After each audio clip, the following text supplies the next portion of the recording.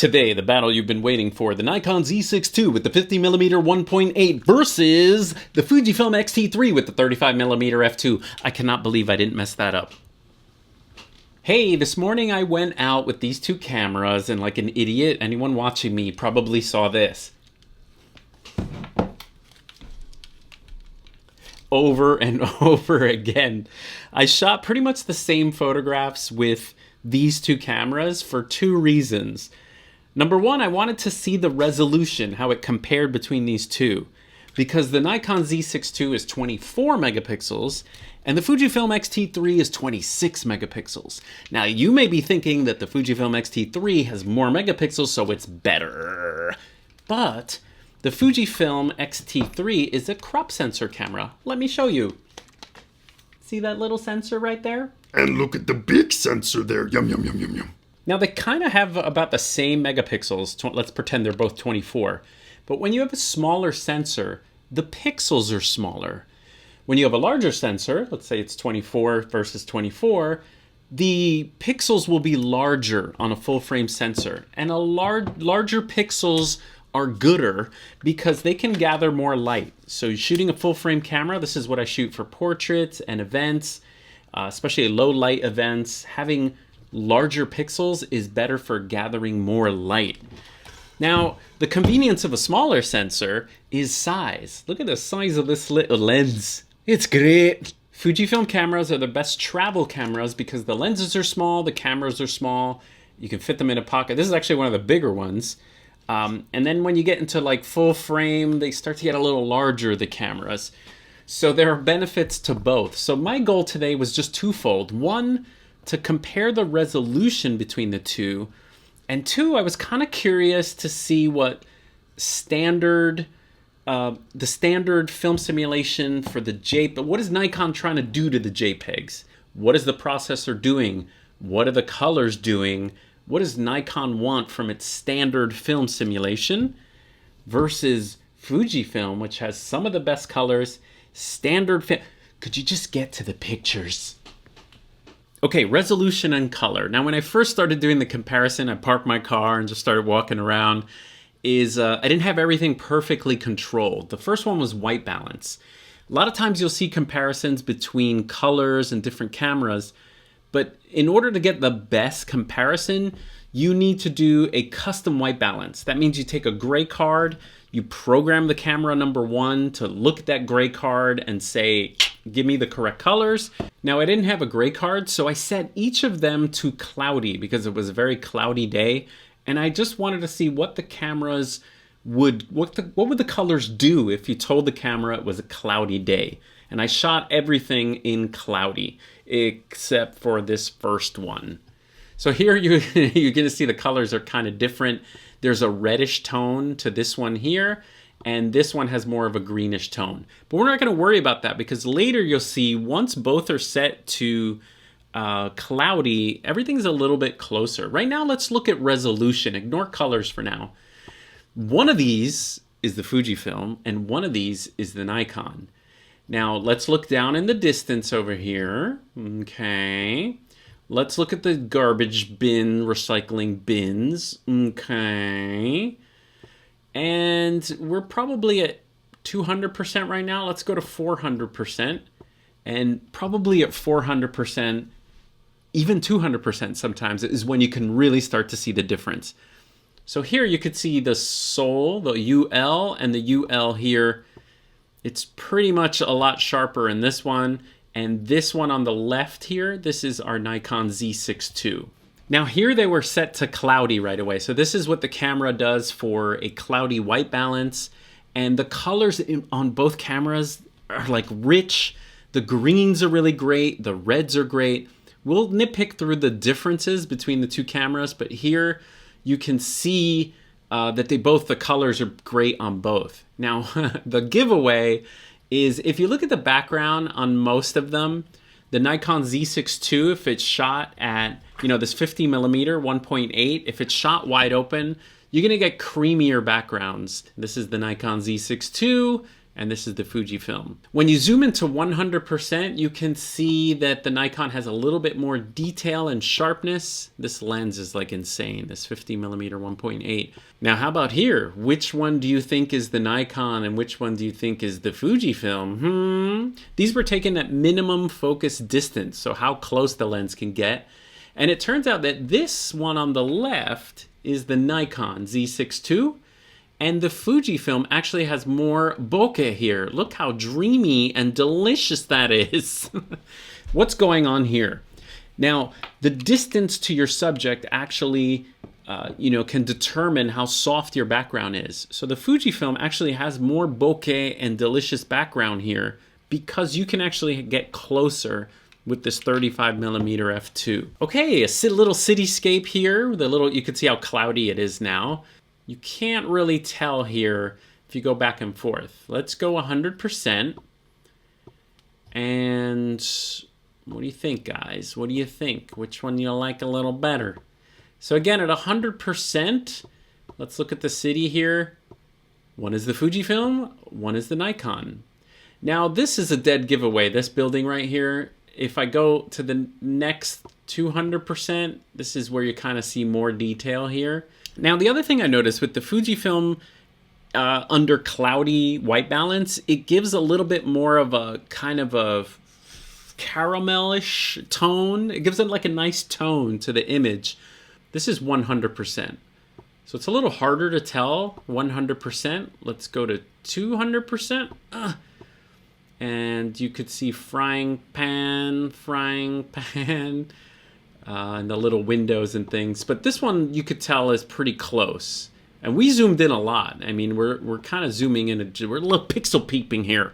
The other thing that struck me about shooting the Nikon Z6 II with the 1.8 50mm, it brought me back to how I used to shoot before traveling with Fujifilm. Let me explain. Before traveling with Fujifilm, I used to use the Canon 5D Mark III with the Sigma 50mm 1.4. And I pretty much was like bokeh-licious crazy. And I shot everything at 1.4, like all the shots of our kids and, and the shots of everything from walking around the city is all at 1.4.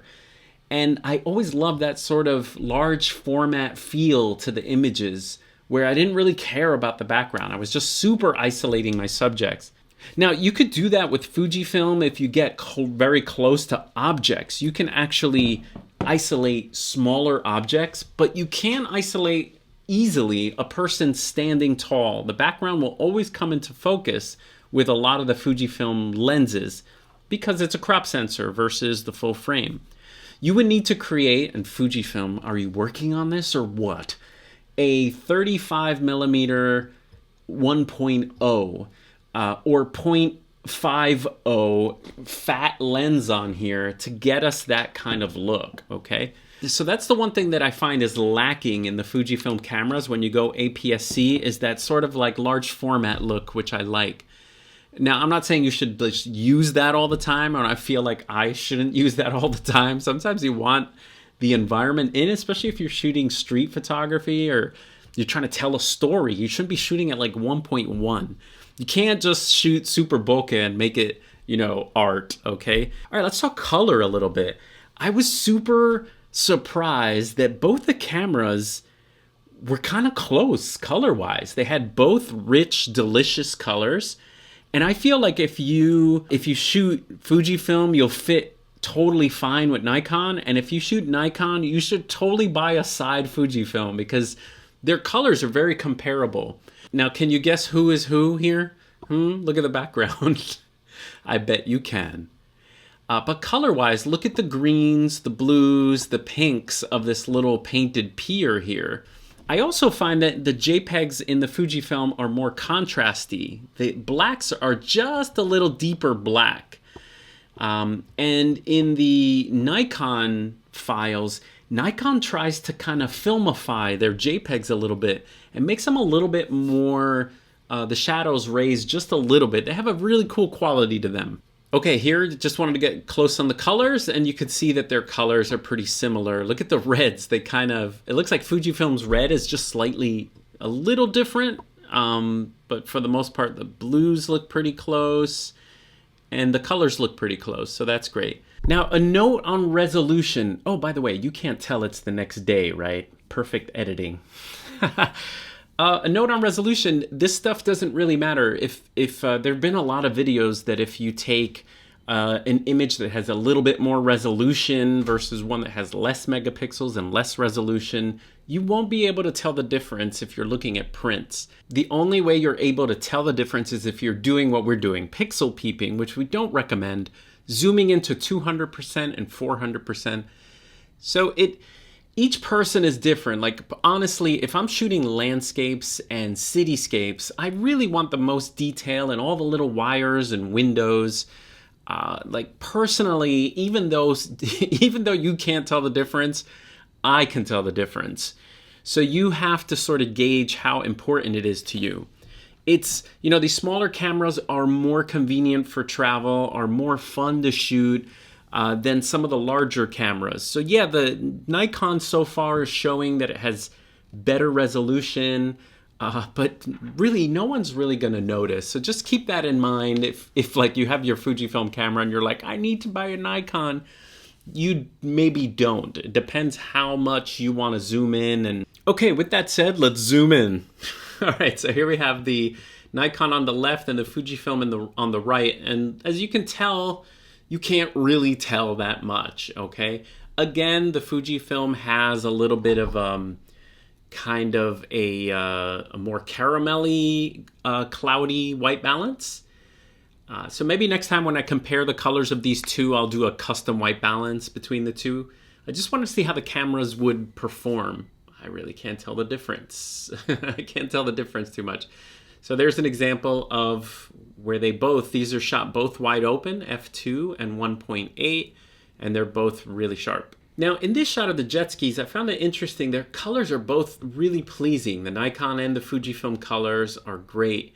I noticed here that Provia's green, this is the shot that made me realize Provia's green is just a little bit richer and darker. If you notice in this jet ski here, and that seems to be the trend in their color sort of profiles. Look at the aqua, a little deeper, darker. So this is usually called luminance. This was the image where I noticed the difference in the luminance. I felt that the blues were brighter in the Nikon and in the Fujifilm, again, a little richer. So that was a very interesting difference. All right, can you tell the difference because of the luminance? The richer blue, lighter blue. So this means this is the Fujifilm. Now I also wanted to test not just color, but also how the camera's monochrome or black and white renders. And my default for Fujifilm is the Acros film simulation as opposed to monochrome. And I'm going to show you the two. Maybe you can decide before I tell you who is who. But that's how they render the black and whites. Contrast. The camera picked everything. Contrast and there we go for detail. So the Nikon is on the right and the Fujifilm is on the left. It looks like to me that the Nikon has just a little bit more darker blacks. Now I was testing the black and whites and some gentleman was walking his dog, and so I had the Nikon and turned right away. And this is what 1.8 looks like in black and white. And I just love the Nikon black and white look. It also has, although the blacks are very black, it gives you sort of a filmic look as well. So I thought the black and white, I'm going to start shooting more Nikon straight out of camera, JPEG black and white to test. Now here you probably can't tell the difference. This is because this is a Nikon JPEG next to a Nikon RAW. Now we should mention that the RAW processor I'm using is Lightroom, and I feel that Lightroom is awesome with Canon and Nikon because maybe those were the earliest digital cameras. They've had time to figure out all the camera profiles. And so if you bring a RAW file into Lightroom from Nikon, the colors match. Like look at these pinks right here. They look exactly the same standard film simulation. You could get your RAW, which is this one on the right, to look like what the camera produced. Now, as far as Fujifilm goes, Lightroom still hasn't figured out a way to match the color profiles as well as the other camera brands. If you notice here, the Provia JPEG has just a little bit more punch in those pinks, and not so much here. So the colors don't match exactly as far as the pinks go. Just know a lot of the stuff doesn't matter. It's lighting, it's composition, it's we're just looking at colors a little bit, white balance a little bit, and resolution. I will say the biggest impact between the two was, to me, that, like I said, the separation with the background using a 1.8 lens. Anyway, tell me what you guys think between the two, and if you want to see some more comparisons between, and what should I compare in the two cameras, because I'm having fun playing with both. All right, I'll see you guys next time.